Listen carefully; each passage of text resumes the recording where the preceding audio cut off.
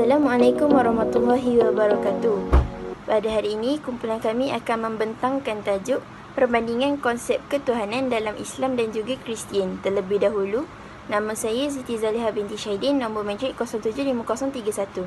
Di sini saya akan menyampaikan pengenalan bagi topik kami.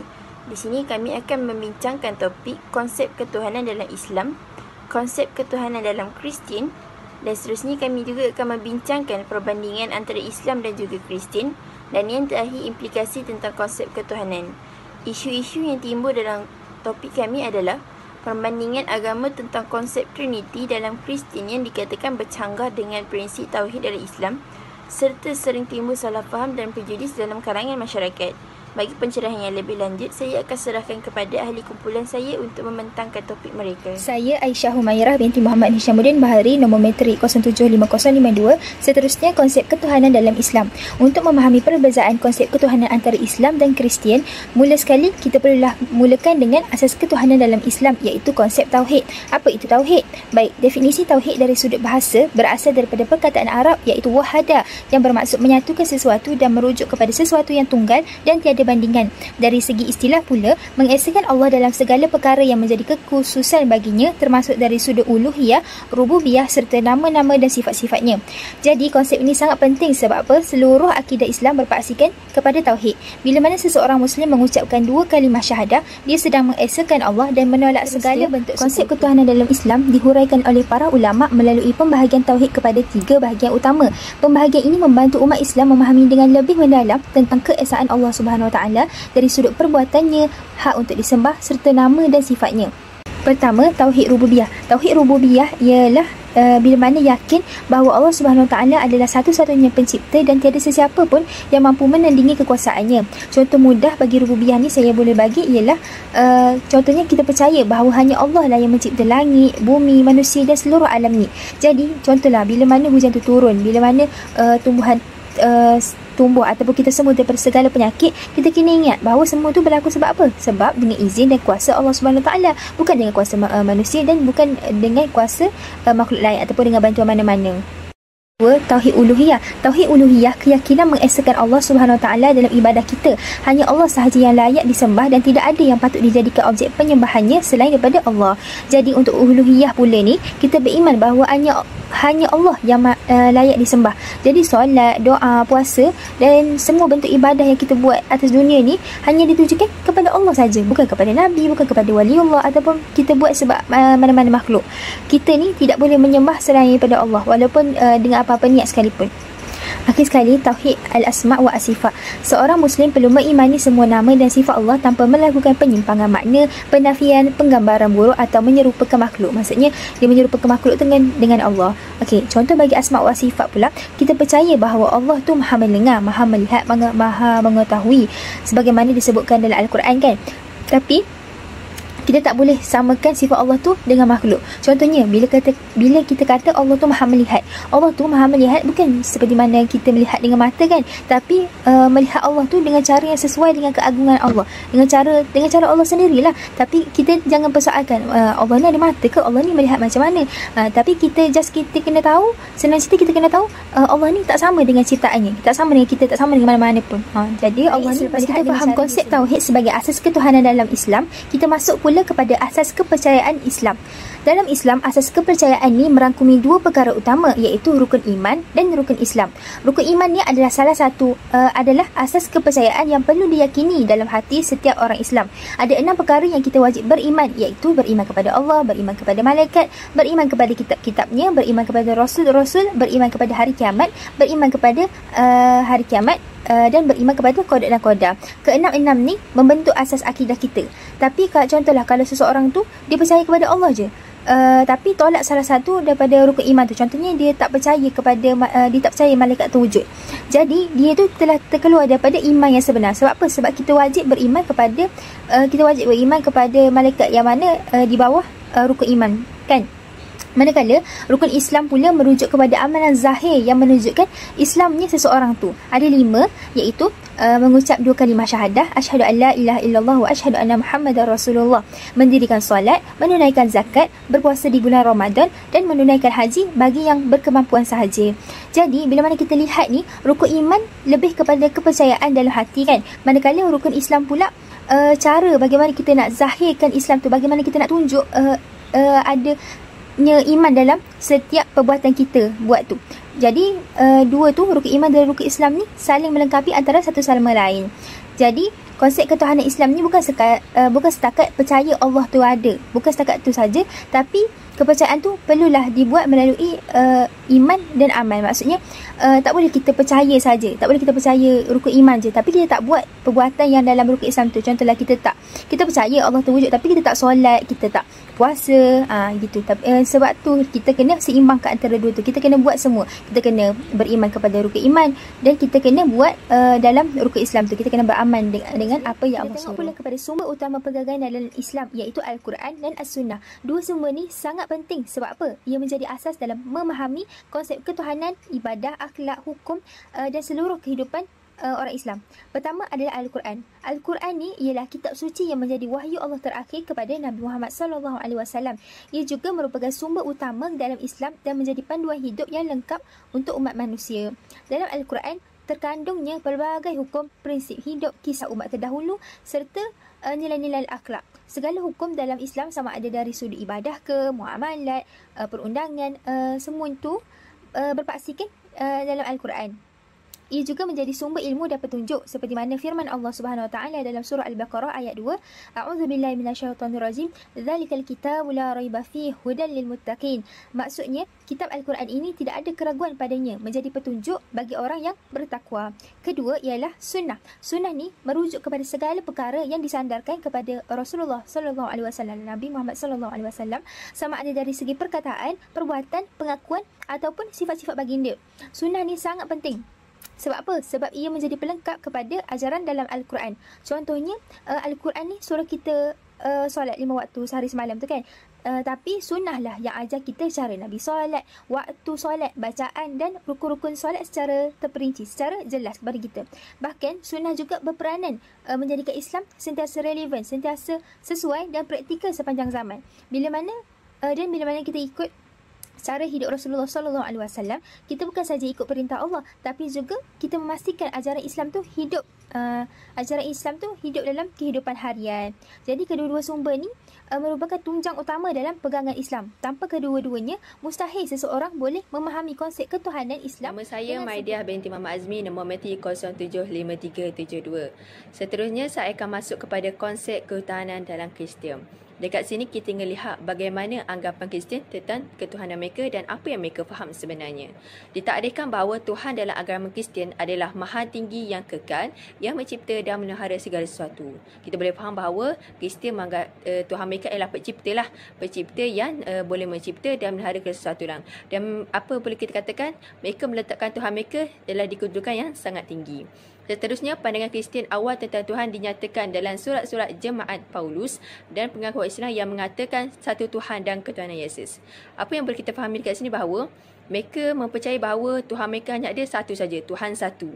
Dan mereka mempercayai juga bahawa adanya ketuhanan Yesus, iaitu mereka percaya Yesus itu adalah Tuhan. Kita kata rekat ini dalam konsep Trinity yang saya akan sambung seterusnya. Orang Kristian mempercayai bahawa Allah itu hadir dalam 3 peribadi yang sangat mulia, iaitu Bapa, Putera dan Roh Kudus. Baik, kita akan lihat satu persatu. Pertama, Bapa. Orang Kristian juga menyebut Tuhannya dengan Allah. Kenapa dikatakan begini? Sebab Islam mengatakan bahawa Allah itu adalah Tuhan. Dan Kristian pun mengatakan benda yang sama. Bila mana mereka mengatakan Allah itu Tuhan, maka Tuhan itu ada peranannya, ada tugasnya. Mereka mengatakan bahawa Tuhan mereka berperanan menciptakan bumi dan segala isinya termasuk manusia. Dan Bapa ini, apabila dia menciptakan, maka dia akan terlahir rasanya kasih sayang, iaitu akan wujudnya itu sangat mengasihi akan ciptaannya.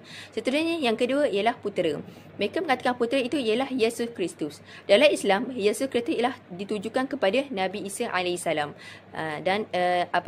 Orang Kristian kata Nabi Isa AS itu ialah Yesus Kristus. Dikatakan bahawa Yesus Kristus ialah benar-benar Tuhan dan benar-benar manusia. Maksudnya Yesus Kristus ialah Tuhan dan pada masa sama adalah manusia. Peranan Yesus Kristus ini ialah menjadi penyelamat kepada siapa? Kepada manusia itu yang menjadi penebus dosa untuk manusia itu sendiri. Dan yang terakhir ialah Roh Kudus.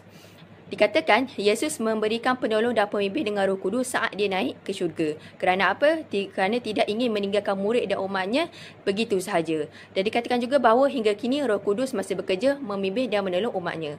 Maksudnya dikatakan sini, macam mana Roh Kudus tak ada bila mana Yesus ini bila nak naik ke syurga dia tak nak tinggalkan umat tu dalam kekotak-kating kan. Jadi dia menghantar Roh Kudus ini kepada manusia itu untuk membimbingnya. Jadi dikatakan sampai sekarang pun Roh Kudus masih memainkan peranannya. Maka itulah konsep Trinity. Dalam seterusnya kita akan masuk kepada asas kepercayaan Kristian. Kristian juga mempunyai kepercayaan mereka, pegangan mereka. Dekat sini saya menyandarkan 4 yang utama saja, tetapi sebenarnya ada banyak lagi. Baik, yang pertama ialah monoteisme. Monoteisme ini adalah konsep yang mana mereka percaya bahawa hanya ada satu pencipta agung yang secara universal dirujuk sebagai Tuhan. Mana mereka mengatakan bahawa mereka memahami, mereka berpegang bahawa Tuhan itu hanya ada satu saja yang mana dia adalah universal. Tetapi sebenarnya bila mana kita memahami konsep ini, ia sebenarnya bertentangan dengan konsep Trinity tadi. Seterusnya yang kedua ialah Yesus sebagai anak Tuhan. Dalam Kristian sangat terkenal dengan pegangan bahawa mereka sangat menganggap bahawa Yesus ini adalah anak Tuhan kan. Yang mana dikatakan bahawa Yesus ini dihantar ke dunia itu kepada manusia itu untuk memberikan penyelamatan dan perdamaian dengan Tuhan melalui penebusan dosa insani. Maknanya bila mana dikatakan bahawa Yesus adalah Tuhan, mereka percaya bahawa Yesus adalah perantaraan buat manusia kepada Tuhan itu sendiri. Mana Yesus ini akan menjadi penebus dosa untuk manusia itu sendiri atas segala kesilapan yang mereka lakukan. Yang ketiga ialah Yesus akan dibangkitkan. Yesus dibangkitkan. Masuk kat sini dikatakan bahawa Tuhan telah mengangkat Yesus dari wafat setelah penyelapiannya. Maknanya dikatakan sini, orang Kristian mempercayai bahawa wafatnya Yesus itu dengan salib adalah salah satu cara untuk Yesus itu diangkat yang mana mendekati Tuhan itu sendiri. Maknanya mereka mempercayai sedemikian rupa. Dan akhir sekali ialah Alkitab sebagai firman Tuhan. Alkitab ini kalau kita fahami ialah ada dua lah sebenarnya, iaitu Perjanjian Lama dengan Perjanjian Baru. Dikatakan sini bahawa Alkitab ini dikatakan bahawa firman Allah yang ada ilhami, tidak salah, cukup dan berbawa. Maksudnya dikatakan bahawa mereka percaya bahawa Alkitab mereka, kitab mereka itu tak ada salah, tak ada satu pun yang bertentangan dan tak ada satu pun yang salah. Mereka percaya semua yang ada dalam kitab mereka adalah betul belakang dan patut mereka pegang dan patut mereka ikutlah. Dan serta dikatakan bahawa dalam Alkitab mereka inilah memberitahu semua yang perlu kita ketahui. Kita ketahui, apa yang patut kita ketahui adalah siapa Tuhan mereka dan bagaimana mereka nak selamat dekat dunia ni dan macam mana mereka nak buat sesuatu perbuatan dekat dunia yang perbuatan itu Tuhan mereka sangat terima dan sangat meredoi perbuatan tersebut. Maka itulah asas-asas kepercayaan orang Kristian. Saya akan masuk kepada sumber utama pegangan Kristian. Orang Kristian juga memiliki dua sumber utama mereka, iaitu Old Testament atau kita panggil sebagai Perjanjian Lama. Yang kedua adalah New Testament, kita panggil sebagai Perjanjian Baru. Baik, kita akan lihat kepada Perjanjian Lama terlebih dahulu. Perjanjian Lama ini ialah kitab suci yang pertama dalam agama Kristian. Maknanya nak katakan ataupun boleh kita fahami, Old Testament ini wujud dulu sebelum New Testament. Old Testament ini adalah koleksi kitab-kitab yang ditulis sebelum Yesus memulakan layanannya kepada dan diterima oleh masyarakat Kristian sebagai kitab suci.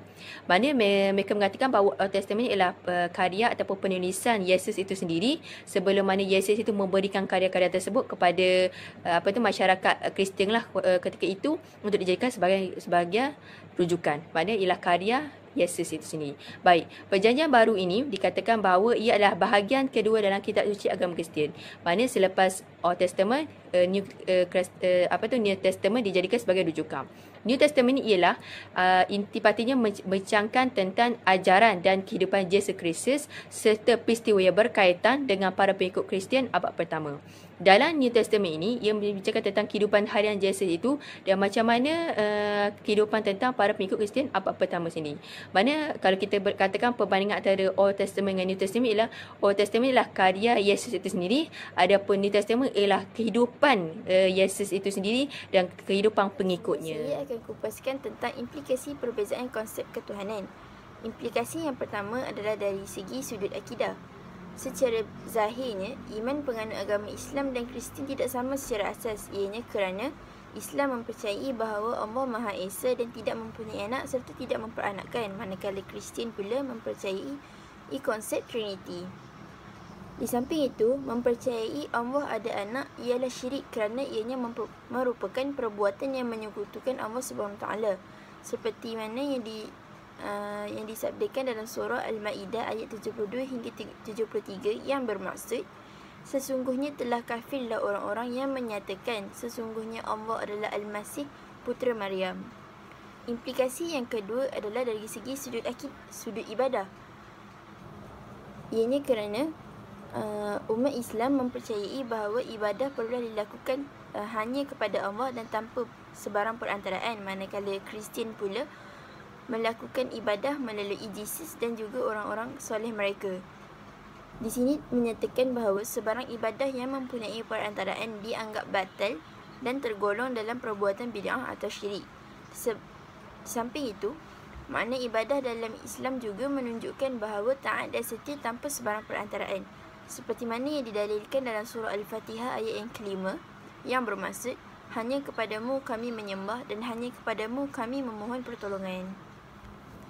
Seterusnya, implikasi yang terakhir adalah dari segi undang-undang dan kehidupan sosial.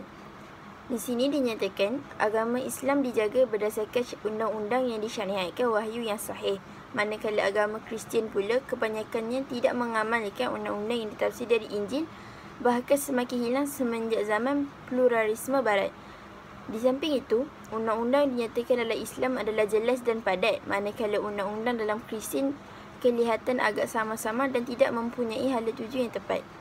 Kesan ini sangat besar dalam konteks sistem kekeluargaan, warisan dan juga jenayah. Di sini juga menyatakan bahawa kebajikan umat Islam sentiasa dijaga dengan adil dan saksama, manakala kebajikan penganut agama Kristian lebih kepada secara logik akal dan tidak. Kesimpulannya, memahami konsep ketuhanan dalam Islam dan Kristian secara berilmiah membolehkan kita melihat perbezaan akidah yang menjadi asas antara kedua-dua agama ini. Islam menegaskan berkaitan dengan keesaan Allah tanpa sekutu, manakala Kristian pula mempercayai konsep Trinity. Justru, sebagai umat Islam, kita hendaklah berpegang teguh kepada akidah tauhid dan dalam masa yang sama menghormati juga penganut agama lain dengan penuh hikmah dan beradab. Sekian sahaja daripada kami. Yang baik itu datang daripada Allah, yang buruk itu datang daripada kami sendiri, walau hakikatnya kedua-duanya itu datang daripada Allah. Sekian, wabillahi taufiq wal hidayah. Wassalamualaikum warahmatullahi wabarakatuh. Sekian, syukur.